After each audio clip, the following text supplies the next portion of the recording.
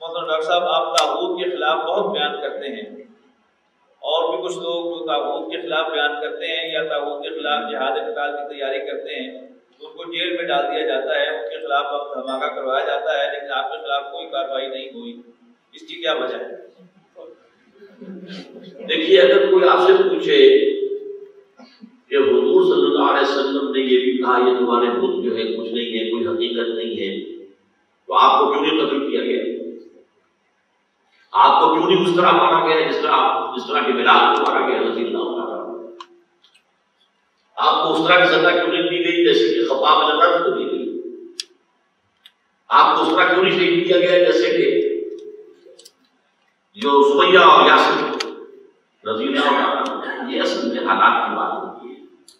پہلے 3 برس تو حضور کی دعوت کے ایسے ہیں کہ جن میں کوئی فزیکل پرسیکیوشن ہوئی ہی نہیں، صرف غربت تھی، پاگل ہو گیا جی، دماغ خراب ہو گیا، شاعر ہو گیا جی، یہ بات کسی بری روح کا سایہ ہو گیا ہے، کسی جن کے اثر میں آ گئے، جھوٹے ہیں، کذاب ہیں، یہ الفاظ ہیں، لیکن کوئی فزیکل اسالٹ نہیں۔ اور اس کے بعد بھی پھر جو ہوئی ہے وہ غلاموں پر ہوئی ہے، اور نوجوانوں پر والدین کے اختیار حاصل ہے، جس کو چاہے ہمارے پیچھے جس طرح چاہے کوئی اور تو نہیں سکتا۔ غلام کا جو آپ کا مالک ہوتا چاہے جو ذبح کرتے اس کے اوپر کوئی مقدمہ نہیں بن سکتا، کوئی 302 کا مقدمہ نہیں ہوگا۔ میرا غلام تھا، میں نے غلطی کر دیا، تم کون ہو؟ میری بکری تھی، میں نے ذبح کی، تم کون ہو؟ تم پوچھنے والے۔ تو بہرحال اس وقت صورتحال یہ ہے کہ جو لوگ اس طرح کا معاملہ کر رہے ہیں کہ جس سے اندر ایک دہشت پیدا ہو رہی ہے، اس کے اوپر سارا معاملہ ہو رہا ہے۔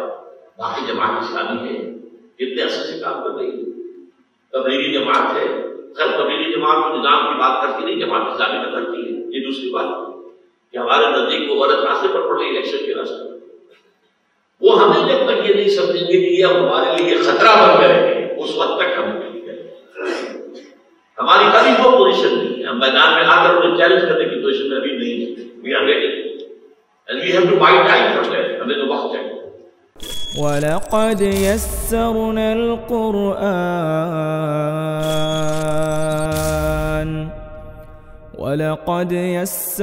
الْقُرْآنَ لِلذِّكْرِ فَهَلْ مِن مُّدَّكِرٍ